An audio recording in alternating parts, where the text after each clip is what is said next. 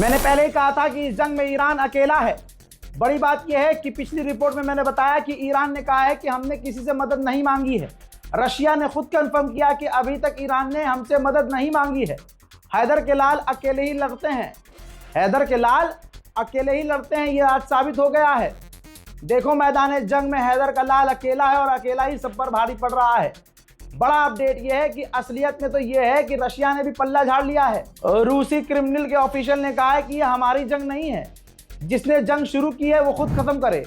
Должны ли мы влиять на ситуацию на Ближнем Востоке? С одной стороны, мы не можем активно вмешиваться, но не можем и оставаться в стороне. И какие у нас есть сейчас механизмы?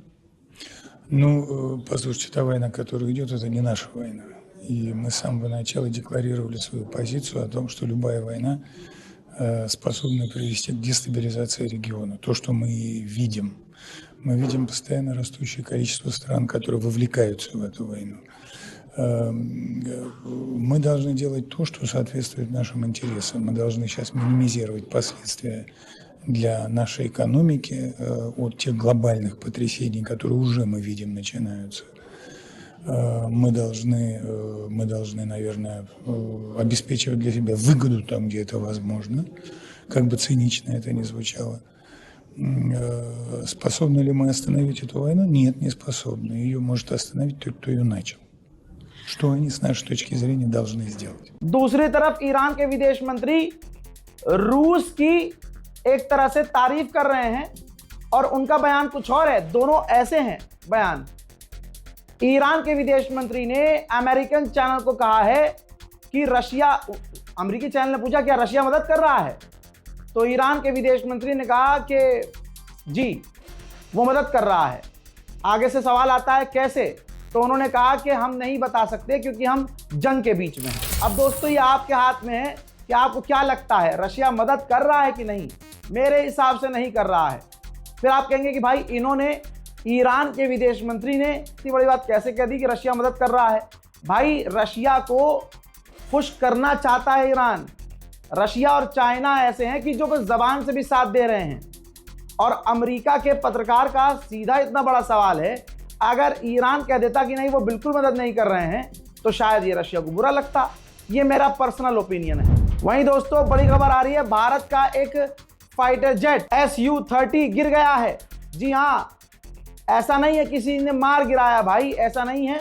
भारत के अंदर ही ये Su-30 फाइटर जेट हमारा गिर गया है। रिपोर्ट यह है कि आसाम के अंदर हमारा Su-30 गिर गया है। कहा जा रहा है कि पायलट ने इजेक्ट किया है, लेकिन अभी कंफर्म रिपोर्ट आना बाकी है। हैदर के लाल कैसे होते हैं जानिए। चाइना में जो ईरान की एम्बेसी है, चाइना के लोग वहां जाकर पैसा दे रहे हैं कि हम ईरान को सपोर्ट करना चाह रहे हैं।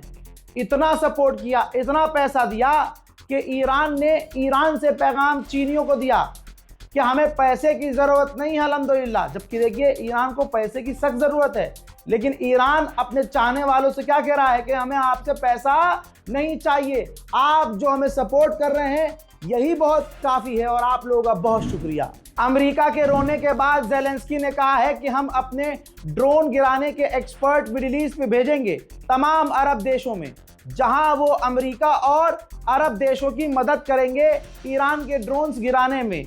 हजरात इंशाअल्लाह आप देखेंगे, हम भी देखेंगे कि सारी इसकी जो स्पेशलाइजेशन है रूस के आगे, जो उसने रूस से सीखी है स्पेशलाइजेशन ईरान के ड्रोन गिराने में, ये भी फेल होगा। ईरान के आगे यूक्रेन भी फेल होगा। उधर कुवैत से भी अब खबर आ रही है कि कुवैत ने भी अपना ऑयल प्रोडक्शन बंद कर दिया है, क्योंकि भाई इलाके से जब निकल ही नहीं पा रहा है तेल, तो वो इतने तेल बनाकर प्रोड्यूस करके करेगा क्या? भारतीयों को ये समझ में आ जाना चाहिए और समझ में आ रहा है कि डरपोक आदमी को नेता नहीं चुनना चाहिए। क्या कहूं, जुमले ही नहीं है। एक बड़ा अपडेट है, अब तमाम प्रेशर के बाद, पूरी दुनिया में बदनामी होने के बाद, भारत ने आधिकारिक तौर पर प्रेस नोट जारी किया है, जिसमें बताया है कि जब ईरान की नेवी पर हमला हुआ तो ईरान की नेवी ने मदद मांगी। यूनिवर्सल, जैसे जब कोई जहाज गिरता है तो मैडे मैडे बोला जाता है ताकि आसपास कोई भी सुने, मदद के लिए पहुंच जाए। इंटरनेशनल लॉ है ये। तो पास में श्रीलंका पड़ता था तो श्रीलंका मदद के लिए पहुंचा और जब तक श्रीलंका पहुंचा तो ऑब्वियसली जहाज पूरी तरह तबाह हो चुका था, ईरानी लोग मर चुके थे।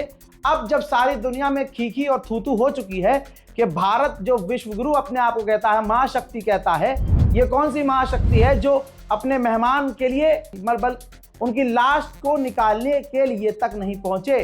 तो दोस्तों अपडेट अब यह है, ध्यान से सुनिएगा और शेयर कर दीजिएगा। 2 भारत के युद्धपोत को भारत ने श्रीलंका की मदद के लिए भेजा है। लिखा यह है, यह नहीं लिखा है कि ईरान की मदद के लिए भेजा है, लिखा यह है कि श्रीलंका की मदद के लिए, ताकि श्रीलंका की मैन पावर बढ़ जाए। तो भारत ने 2 युद्धपोत भेजे हैं ताकि ईरानी लाशों को तलाशा जाए और ह्यूमैनिटेरियन ग्राउंड पर भेजा है। यह भी लिखा है ह्यूमैनिटेरियन ग्राउंड पर, ईरान के सपोर्ट में नहीं। ईरान हमारा दोस्त है इसलिए नहीं। यहां पर 2027 में हिंदू नाराज होकर मोदी को वोट देने से पीछे ना हट जाए, इसलिए बैलेंस कर रहे हैं मोदी जी कि भाई इधर से मुसलमान भी खुश हो जाएंगे कि चलो भारत ने 2 युद्धपोत भेज दिए हैं, और उसको भारत की अब गोदी मीडिया तोड़ मरोड़ के ऐसे दिखाएगी कि देखो भारत का युद्धपोत अब ईरान को बचाने के लिए निकल चुका है।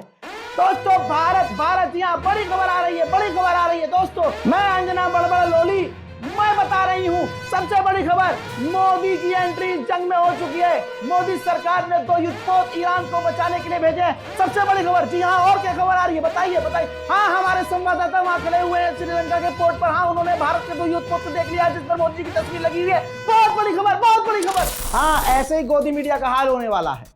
दोस्तों ये जो प्लेटफॉर्म आप देख रहे हो उसका नाम है सही, और ये सही में सही है, और इसके कुछ ऐसे ही गोदी मीडिया का हाल होने वाला है। आगे बढ़ते हैं। अमेरिका और इजराइल ने अपनी स्ट्रेटजी चेंज करने के लिए प्लानिंग की है। अब वो सोच रहे हैं कि ईरान पर धीरे धीरे हल्के हल्के हमले करते हैं ताकि लंबे समय तक हमले कर सके, और ईरान लंबी जंग के लिए पहले से तैयार है। ईरान ऐलान कर चुका है। मेरे दोस्तों, कुर्द के लड़ाकों से और लीडर से पेजेश्कियान ने फोन पर बात की तो कुर्द ने भरोसा दिलाया कि हम आपके साथ हैं, जिसके बाद पेजेश्कियान ने ट्वीट किया और कहा कि हम बहादुर कुर्द के लड़ाकों के साथ हैं, कुर्दिश लोगों के साथ हैं, और शुक्रिया अदा करते हैं कि उन्होंने हमारा साथ दिखाया है, बुरे वक्त में हमारे साथ खड़े हैं। लेकिन हम ये भी क्लियर कर देना चाहते हैं कि अगर हमारे लिए खतरा पैदा होता है तो ये सिक्योरिटी की जिम्मेदारी है, वो उन लोगों से निपटेंगे और उनको मिटाएंगे। उधर थूक के चाटने पर मजबूर हुई मोदी सरकार, थूक कर चाटने पर मजबूर हुई भारतीय कंपनियां। यह है ईरान का जलवा। दोस्तों, थूक कर क्या, थूका हुआ नहीं बल्कि बलगम थूका था और बलगम चाटना शुरू कर दिया है। इसे कहते हैं फ्लॉप विदेश नीति। दोस्तों, भारतीय कंपनियां, इंडियन ऑयल और दूसरी कंपनियां रूस से तेल लेना शुरू कर चुकी हैं। जी हाँ, कहा था ना 2 दिन पहले, कल भी कहा था मैंने, थूकेंगे और चाटेंगे, चाटना शुरू हो गया है। और भाई जो गोबर खा लेते हैं उनके लिए थूक कौन सी बड़ी बात। वहीं तस्वीर देख लीजिए, चाइनीज सैटेलाइट से खुलासा हो रहा है कि अमेरिका का जो मिलिट्री बेस यूएई में है एक बार फिर से ईरान की मिसाइल और ड्रोन से हिट हुआ है, और यूएई ईरान की मिसाइल और ड्रोन को 100% नहीं रोक पा रहा है। ईरान के खिलाफ स्टेटमेंट जारी किया है 2 बड़े ग्रुप ने, यूरोपीय यूनियन और जीसीसी, गल्फ कॉरपोरेशन काउंसिल। ये वो काउंसिल है जिसने गाजा और फिलिस्तीन के लिए 3 साल में कुछ नहीं किया और निंदा के अलावा कुछ नहीं कर पाए। इन दोनों ने, ईयू ने और जीसीसी ने, ईरान के हमलों की निंदा की है। करते रहो मेरे दोस्तों। जो इंसानियत की बात कर रहे हैं दुनिया में, उनकी असलियत क्या है ये देखिए। एक और अस्पताल को अमेरिका और इजराइल ने ईरान में निशाना बनाया, जहां पर पहले से पेशेंट मौजूद थे, मरीज मौजूद थे। अमेरिका और इजराइल के इंटरनेशनल लॉ के उल्लंघन वाले हमले में, इस आतंकी हमले में बहुत सारे पेशेंट बुरी तरह से घायल हुए, उन्हें दूसरे अस्पतालों में शिफ्ट किया जा रहा है। अमेरिका और इजराइल का ये रिकॉर्ड है, चाहे आप गाजा वॉर उठाकर देख लीजिए, फिलिस्तीन का रिकॉर्ड देख लीजिए।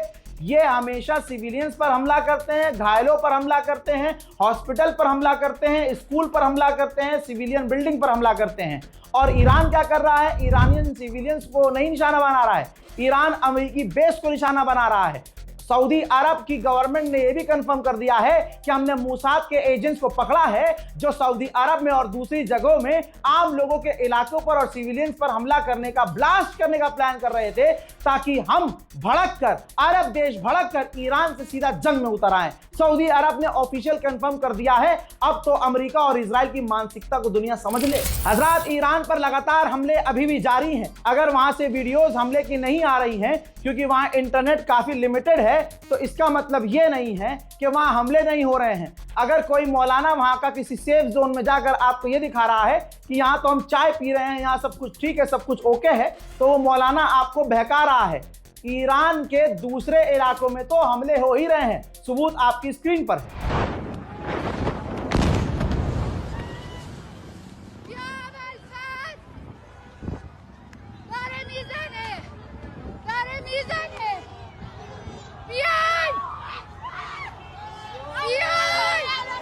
हज़रात मोहतरम, फिलहाल के अपडेट में इतना ही। लौट रहा हूं और भी बड़ी जानकारियों के साथ। इससे पहले भी बड़े अपडेट दे चुका हूं, जाइए देखिए और शेयर कीजिए।